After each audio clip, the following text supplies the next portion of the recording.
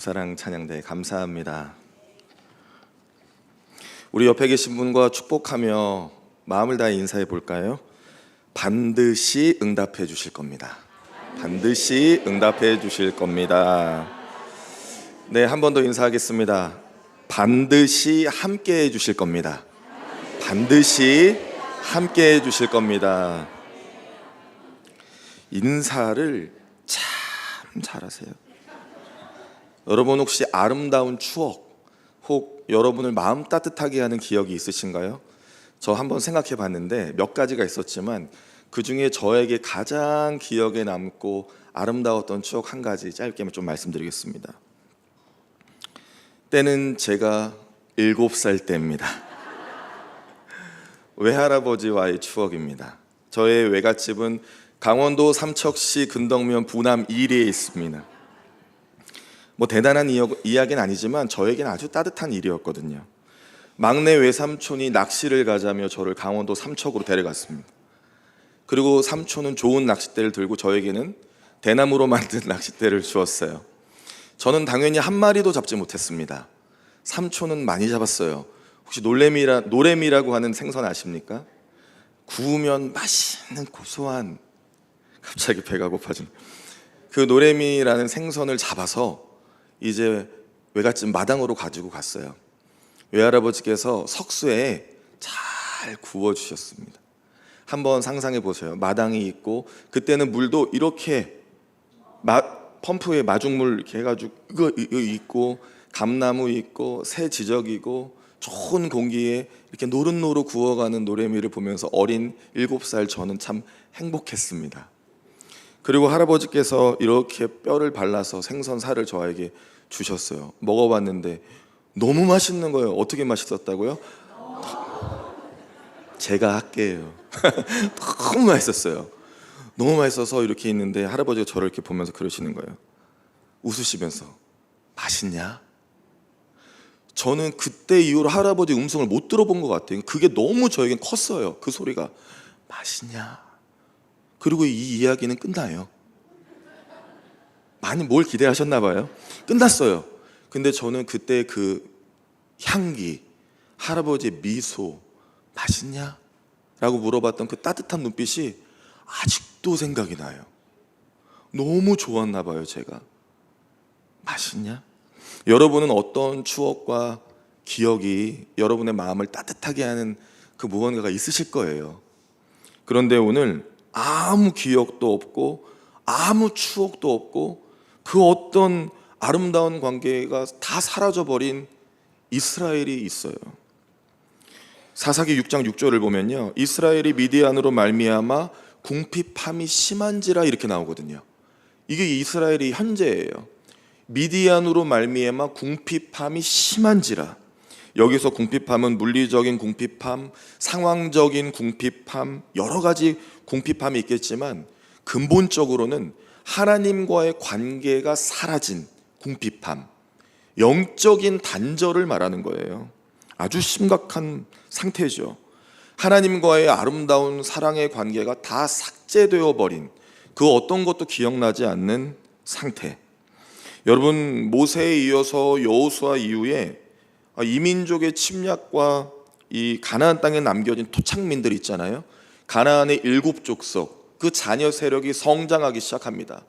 그리고 그 주변국들이 이제 이스라엘을 공격해 와요. 내부적인 공격도 있고 외부적인 공격도 있습니다. 애굽을 탈출시켜서 광야를 걷게 하시고 가나안 정복 전쟁을 통해서 가나안 땅을 점령하게 하셨는데, 노예로 출발했다가 이제는 주인으로 살고 있는데 다시 노예로 살아갈 수밖에 없는 상황을 맞이했어요. 민족의 정체성, 주권, 영토 이제 다 사라지게 됐어요. 그런데 정말 중요한 건 하나님의 은혜와 말씀이 사라진다는 거예요. 지금 그거를 겪고 있습니다. 여러분, 여기에 끔찍한 악순환의 고리가 있어요. 이것은 무엇이냐면 죄의 악순환입니다. 사사시대에만 7번 하나님의 말씀을 읽고 순종치 않고 고생하다가 다시 깨닫고 부르짖은 다음에 하나님 은혜를 갈망하고 하나님 치료해 주시고 회복하는 7번이 사사시대에만 나와요. 그러면 사사시대만 7번이면 구약에는 몇 번 나올까요? 셀 수가 없어요. 그러면 인류의 역사가 시작된 이래로 지금까지 하나님과의 관계에 있어서 이 죄의 악순환은 몇 번이나 있었을까요? 거기까지 갈 필요도 없을 것 같아요. 우리 인생에서 그 죄의 악순환, 그것이 몇 번이나 있었을까요? 제가 한번 저에게 있었던 그 악순환을 생각해보고 기록해봤는데 멈췄어요. 너무 부끄럽지만 많았습니다. 이 악순환의 고리, 죄의 고리는 여러분 깨끗하게 끊어야 하거든요. 근데 이거 어려워요. 영적인 문제를 전혀 보지 못하고 깨닫지 못하고 알지 못하는 영적인 소경과 같은 시대가 사사시대였어요. 오늘 본문이 펼쳐지기 전에 하나님께서는 몇 명의 사사를 부르시거든요. 재판관이며 다스리는 왕정 시대가 도래하기 전에 왕권을 가진 하나님의 예언자들인데 여선지자인 드보라가 나옵니다. 오늘 본문 이전에 여선지자인 드보라가 나와서 가나안 왕 야빈을 무찔러요. 그리고 40년 동안 평안한 시대를 맞이합니다. 그리고 나서 오늘 본문 장이죠. 6장에 7절부터 읽었지만 1절을 보면 이스라엘이 또 여호와의 목전에 악을 행하였으므로 이렇게 나와요. 또 계속 반복되는 그 또 죄의 악순환의 고리죠. 하나님께 악을 행합니다. 그래서 하나님께서 미디안의 손에 넘겨버렸어요. 몇 년 동안? 7년 동안이요. 그런데 여러분 7년이라고 하는 건 끝이 있다는 거잖아요. 뭔가 의도와 목적이 있어 보이거든요. 하나님의 계획이 담긴 숫자였어요. 7년은 목적이 있는 고통이었어요. 과연 그게 무엇일까요? 왜 7년일까요? 다 잃었어요. 미디안이 악랄하게 움직였습니다. 곡식, 가축, 재산 뭐 하나 남겨두지 않고 다 약탈해 갔어요. 오늘 본문 바로 전절인 6절을 보면 궁핍해졌어요. 그리고 7절을 보면 다시 여호와께 부르짖었대요. 그 아까 말씀드렸던 그 일이 다시 반복되고 있습니다. 하나님께서는 말씀하시죠. 내가 전심으로 너를 사랑해서 여기까지 인도했는데, 오늘 본문 10절에 보면요, 아무리 사람의 신을 두려워하지 말라고 했는데 내가 분명히 가나안 땅에서 저들을 두려워하지 말라고 하지 않았냐, 뿌리 뽑으라고 하지 않았냐. 그러면서 10절에 보면 너희가 내 목소리를 듣지 아니하였다라고 정확하게 말씀하세요. 하나님이 가장 싫어하는 거, 말씀하시는 거 듣지 않고 깨닫지 못하며 순종치 않는 거 하나님 정말 싫어하십니다. 여러분 이게 뭔지 아세요? 제가 몇 주 동안 말씀드리고 있는 건데요, 두려움이에요. 하나님이 두려워하지 말라고 했잖아요. 지금 이스라엘은 그들을 두려워했어요. 종이었던 이스라엘을 구원해 주시고 학대에서 놓아주시고 오히려 쫓아내 주시고 저 적군의 땅을 주셨고, 그러면서 말씀하셨던 두려워하지 말라, 아모리 족속의 신들을 두려워하지 말라, 바알과 아세라를 두려워하지 말라, 이 하나님의 말씀을 듣지 않습니다. 여러분 특히 이스라엘 12지파 중에 므낫세가 심각한 타격을 받아요. 큰 고통을 받습니다. 므낫세는 가나안 중부 지역의 비옥한 곡창지대를 하나님으로부터 허락을 받거든요. 바로 밑에서 남쪽에서 북쪽으로 진군하는 미디안을 만난 거예요. 미디안이 므낫세 지역을 칩니다. 그리고 7년 동안 종으로 삼는 거예요. 다 가져갔어요. 이스라엘이 가나안에 들어가서 하나님이 주신 약속의 땅을 지키며 살아야 되는데 못 지킵니다. 므낫세는 아모리인 그들의 신을 두려워했어요. 이 므낫세 족속은 너무나 두려웠던 거예요. 저들의 신은 비를 내리고 땅을, 토양을 아주 양질로 만들고 많은 것을 준다는 거예요. 근데 여러분 이스라엘은 400년 동안 애굽에서 종살이를 했습니다. 끔찍한 노역을 했어요. 그리고 광야에서 헤매었죠. 그리고 가나안에 들어와서는 전쟁을 했어요. 곡식을 기르고 비옥한 토양을 만져본 적이 없어요. 그런데 가나안에 와보니 그건 너무 좋은 거예요. 비와 땅과 바람과 모든 것이 풍요로운 거예요. 아, 바알과 아세라 대단하구나. 그걸 느껴버린 거예요. 현실에 집중해버린 거예요. 상황에 집중해버린 거예요. 하나님께서 여기까지 어떻게 인도하셨고 어떠한 기적과 이사를 펼쳐냈는지를 까먹었어요. 다 잊어버렸어요. 아름다운 기억, 아름다운 추억, 하나님이 역사하신 일들 다 잊었어요. 그렇게 불순종의 악을 행한 겁니다. 그렇게 죄를 지은 거예요. 하나님께서 두려워하지 말라고 하니 그 신을 두려워했어요. 그런데 이 두려움이 어찌나 강한지요. 하나님이 오늘 한 명의 사사를 부르거든요. 그 사사가 하나님으로부터 사명을 받은 후에도 두려웠어요. 그래서 하나님을 시험합니다.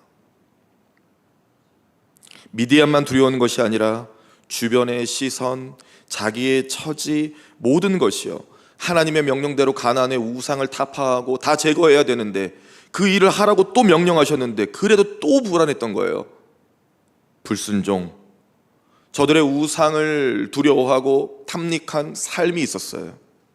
하나님을 향한 배신, 그 참혹한 결과가 오늘이에요. 아무것도 하나님과의 관계성이 없는 상태, 나라를 잃고 믿음을 잃고 다 잃었어요.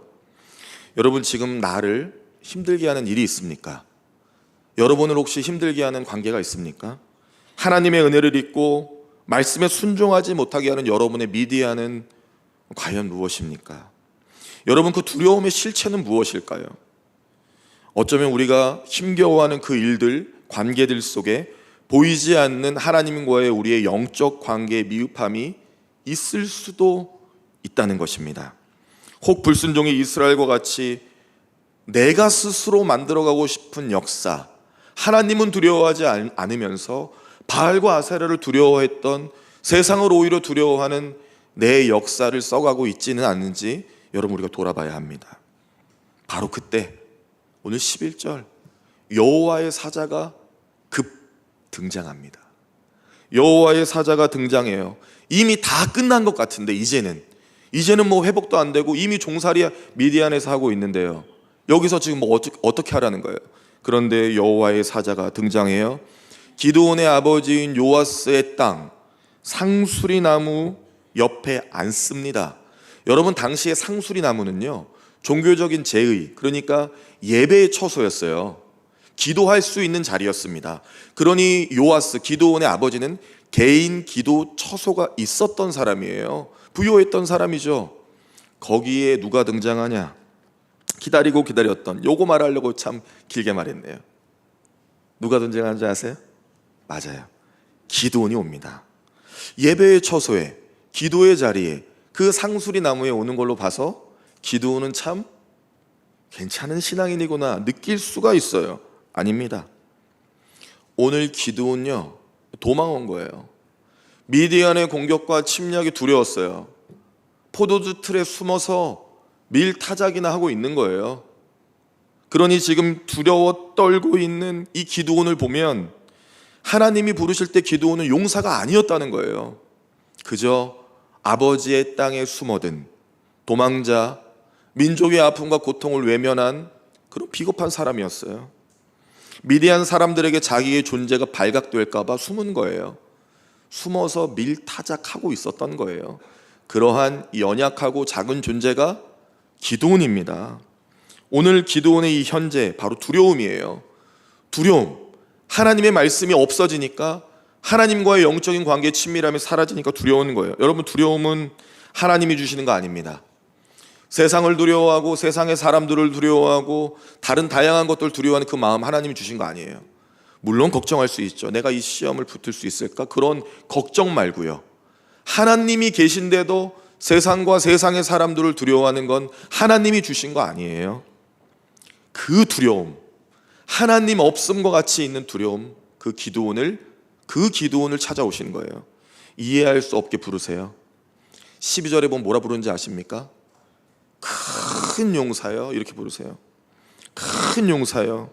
포도주 틀에 숨어서 밀타작이나 하고 있는 그런 두려움에 가득한 기드온에게 큰 용사야, 그렇게 부르셨어요. 왜요? 어린아이들이 저한테 그렇게 많이 물어보는, 왜요? 그 왜 그러는 거예요 도대체? 13절에 보면요, 기드온의 속마음이 나오거든요. 하나님이 너와 함께 하신다 큰 용사야라는 그 여호와의 사자의 말에 기드온이 대답을 하는데 원망과 불평이 상당해요. 만약 하나님이 나와 함께 계셨다면 이런 일이 있을 수 있겠냐고, 우리 민족이 미디안에 침략당하고 종살이하고 하나님이 정말 계시고 나라와 함께 하신다면 이런 일 없지 않겠냐고. 우리 민족을 탈출시키고 가나안 땅을 점령하게 하시고 이적과 기사를 펼쳤던 그 하나님은 어디 계시냐고 막 화를 내는 거예요. 그래서 찾아오시는 거예요. 기드온에게는 하나님이 계시면 된다라고 하는 믿음이 있었어요. 나사로가 요한복음에서 나사로가 죽었을 때 나사로의 누이였던 마르다와 마리아가 예수님을 뒤늦게 발견하고 원망하잖아요. 왜 지금 오셨냐고. 만약 예수님이 빨리 오셨으면 우리 오라비가 살 수 있었는데, 그거 믿음이거든요. 믿음이 없어서 그렇게 예수님 원망한 게 아니고요, 예수님이 계셨으면 살았다라고 하는 믿음이 있었던 거예요. 절망의 이스라엘 가운데 그래도 작은 믿음이 있었던 사람이 바로 기드온이었어요. 그 원통함과 불만 섞인 입술에 하나님이 이제 말씀하십니다. 기드온아, 너는 가라. 네 손으로 미디안에서 민족을 구원하라 라고 갑자기 사명을 주세요. 다 끝났다고 생각했는데, 그래서 불평과 원망밖에 없는데 하나님 갑자기 사명을 주십니다. 도망치도 숨어 있는데 이해할 수 없이 나를 큰 용사야, 그렇게 부르시는 거예요. 16절에 보면, 오늘 끝절이 16절에 보면 내가 반드시 너와 함께 하겠다라는 말씀이 있어요. 내가 반드시 너와 함께 하겠다. 야 기드온아, 민족의 궁핍함, 너의 궁핍함, 모든 영적인 궁핍함 다 잊어라. 내가 너와 반드시 함께 하겠다. 그러니 나를 봐라. 나를 봐라. 여러분, 사랑할 때 내가 사랑하는 그 사람이 다른 녀석 보면 좋습니까? 안 좋잖아요. 저는 저희 아내가 어떤 배우를 좋아하는데, 영화 배우, 저에겐 녀석일 뿐이에요. 그 녀석이 나오는 영화관에 제가 왜 가서 같이 봐야 되는지 모르겠어요. 사랑하니까 가긴 갑니다. 불편해요. 내가 정말 너를 사랑하는데 기드온아, 이스라엘아, 어디 보고 있냐? 나를 봐라. 내가 너와 함께. 주어가 이제 바뀌어요. 너가 아니에요. 나 하나님이 너와 함께 할 것이다. 여러분, 사사시대는 여호와의 영이 임해야 하나님이 일하시는 시대였어요. 삼손을 기억하시죠? 두 눈이 다 뽑히고 머리털 다 깎이고 아무 힘 없을 때 다시 여호와의 영의 임재를 구했어요. 그리고 나서 여호와의 영이 임하여 삼손이 블레셋 다곤의 큰 신전의 두 기둥을 무너뜨리며 3,000명을 죽이잖아요. 오늘 떠났던 하나님의 영이 34절인데 여호와의 영이 기드온에게 임합니다. 그럼에도 불구하고 하나님을 시험해요. 여기 양털 한 뭉치가 있는데 다 아시잖아요. 여기에만 불을 붙여보시던가, 아니면 그 주변만 좀 불을 붙여보시던가, 하나님 그 정도 해주시면 내가 확실히 알겠다며 이상한 일을 해요. 그런데 하나님은 기드온의 원하는 대로 맞춰주십니다. 여러분, 누구나 감당할 수 있는 시험을 받아요. 하나님은 우리를 저주하고 무너뜨리려고 시험 주시지 않으세요. 그 시험을 통과하여서 하나님께 영광을 올려드릴 수 있도록 시험을 주세요. 그래서 기드온에게 맞춰주셨어요. 이길 수 있을 만큼으로. 기드온이 이제 믿었어요. 그리고 나팔을 붑니다. 나팔을 부니까 움츠렸던 이 이스라엘의 남자들이 나오기 시작하는 거예요. 전쟁이다. 이 나팔 소리 이거 익숙한데? 전쟁이다. 32,000명이나 나왔어요. 대단하죠? 그런데 적군은 수십만 대군입니다. 그래도 32,000명이면 뭐 그래도 괜찮잖아요. 그런데 하나님 그러시는 거예요. 많다. 보내자. 두렵고 떠는 사람 다 보내자. 22,000명이 즉각 돌아갑니다. 전 여기서 궁금한 게 있어요. 왜 나온 거예요? 아니, 민족이 지금 전쟁이 벌어졌다고요. 전쟁이 벌어져서 그 나팔을 듣고 막 가슴이 뛰면서 가나안 정복 전쟁 역사 생각나고, 그래 다시 한번 나가자. 미디안 정도 우리가 무찌르. 그러다가 바로 돌아간 게 22,000명이었어요. 몇 명 남았습니까? 10,000명 남았어요. 그래도 만단이잖아요. 저쪽에 수십 분의 1밖에 안 되지만 만단이니까 괜찮아요. 하나님 또 그러시는 거예요. 많다. 물을 먹자. 물을 막 핥아서 먹는 사람과 물을 이렇게 정중하게 담아 먹는 사람 구별하자. 그리고 9,700명이 걸렸습니다. 그리고 가요. 그리고 몇 명 남았습니까? 300명. 300명. 아주 적은 숫자지만 우리가 알고 있는 용사 300명이잖아요. 아니죠. 성경에 어디에도 없어요. 우리가 만들어낸 말입니다. 300용사 아닙니다. 그냥 300이에요. 32,000명이 준비된 군인이 나온 거 아니에요. 일하다가 걱정하다가 지나가다가 뛰쳐나온 32,000명, 그리고 22,000 돌아가고 또 물 마시다 가라니까 또 가잖아요. 정직하게 가요. 9,700명이. 그리고 끝까지 남은 아저씨 300명. 아무것도 아닌, 저는 좋게 말하는 거예요. 신학자들은 어중이 떠중이 이렇게 표현해요. 그러니까 지나가다가 그냥 걸린 건데 오래 남았다 보니까 싸우러 가야 되는 거예요. 그냥 300명이에요. 기드온과 두려웠던 기드온과 그냥 300명이 원래 정확한 거예요. 그냥 300명이 남았습니다. 왜 그러셨을까요? 여러분, 여기서 우리가 주목할 것은 기드온과 용맹한 300명이 수십만의 대군을 그거 아니거든요. 이거 영어 아니거든요. 우리가 주목할 건 300이 아니고요. 왜 줄이셨냐예요. 왜 줄이셨냐고. 믿음도 주셨고 희망도 주셔서 나팔도 불게 하셨고 다 나오게 해놓고 왜 이렇게 의도적으로 다 보내셨냐고요. 왜 300명만 남기셨냐고요. 왜? 자랑하지 말라고요. 너 자랑하지 말라고요. 너 이스라엘 자랑하지 말라. 지금까지 내가 인도했는데 왜 두려워하고 너 자랑하냐고. 네 인생 같냐고. 너를 구원해 준 내가 있는데 왜 나를 삭제하냐고. 시편 8장 2절, 8편 2절입니다. 주의 대적으로 말미암아 어린아이들과 젖먹이들의 입으로 권능을 세우시며 이는 원수들과 보복자들을 잠잠하게 하려 하심이니라. 그렇게 나와 있어요. 어린아이들과 젖먹이들의 입으로 권능을 세우시는 이유는 압제자들에게서 하나님이 구원하심을 드러내기 위함이래요. 제가 어제 새벽 예배 이후에 집으로 이렇게 쌍용 아파트로 올라가는 길에 천사를 만났어요. 아기 천사를.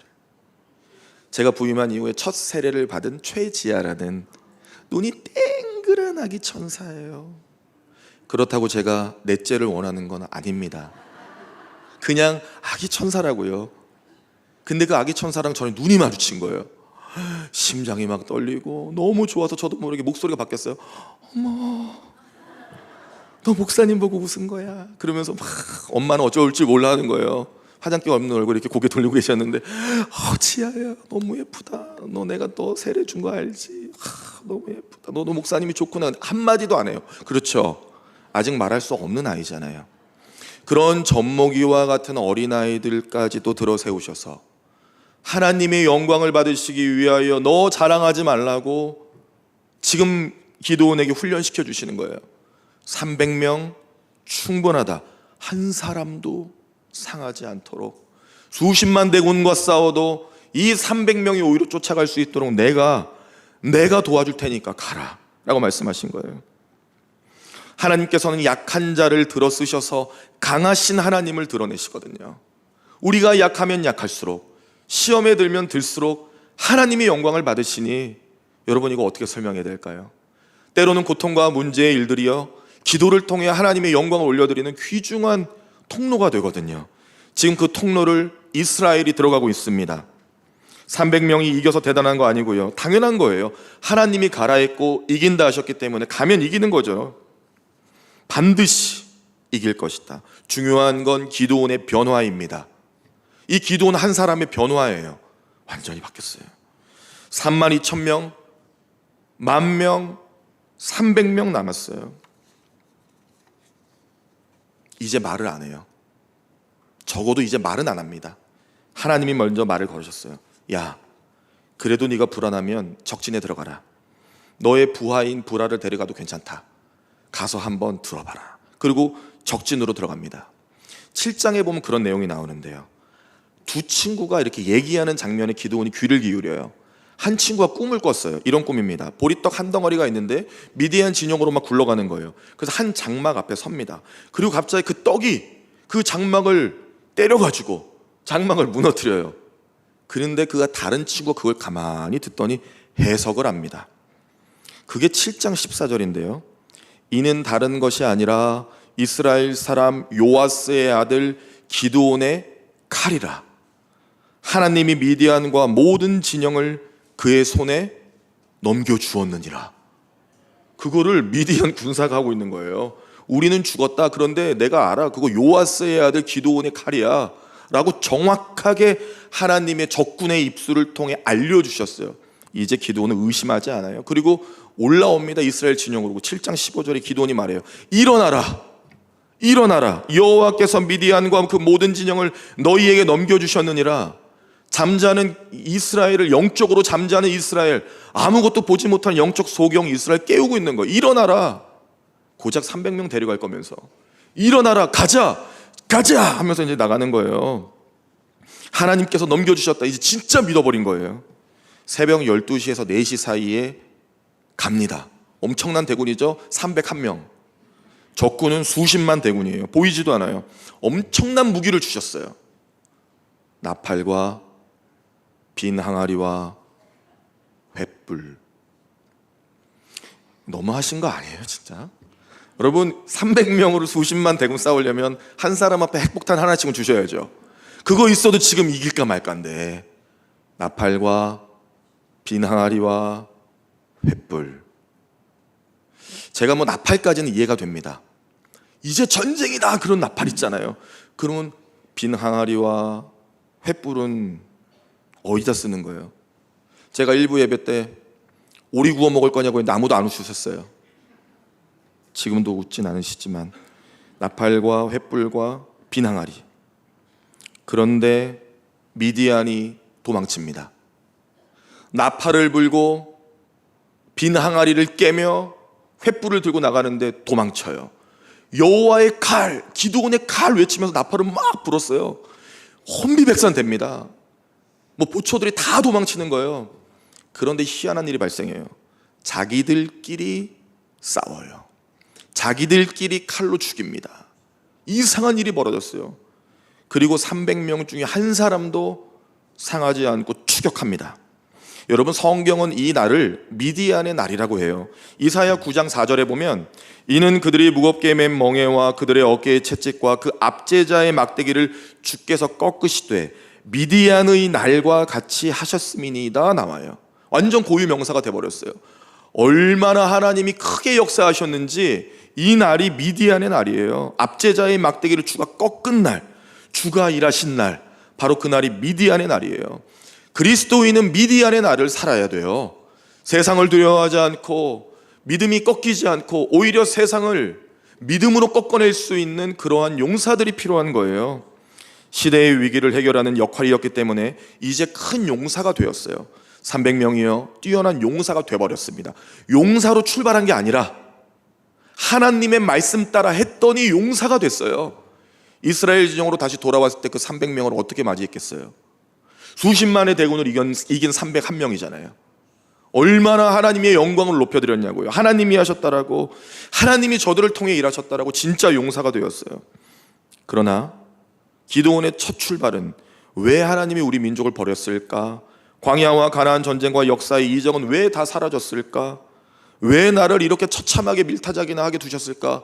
라고 했는데 그 작은 자 기드온을 들어쓰셔서 일어나라 민족이여, 우리는 고작 300이지만 가자, 이길 것이다. 누가요? 하나님이. 가자. 그리고 이겨버린 거예요.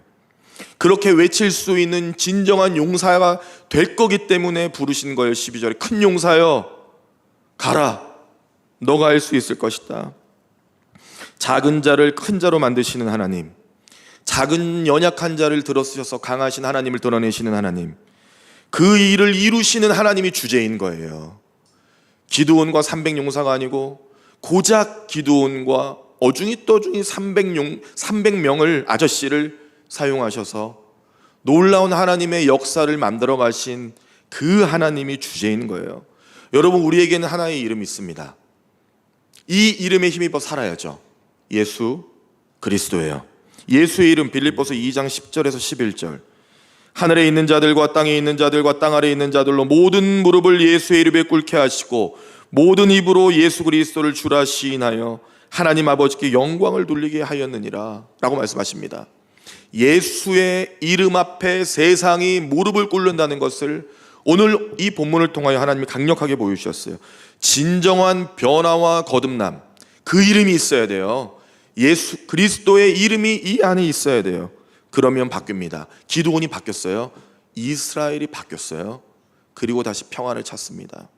놀라운 하나님의 일이 펼쳐졌어요. 그것뿐만이 아니에요. 오늘 본문 24절을 보면 좀 밑에 있죠. 제단을 쌓게 됩니다. 그 제단의 이름은 여호와 살롬이에요.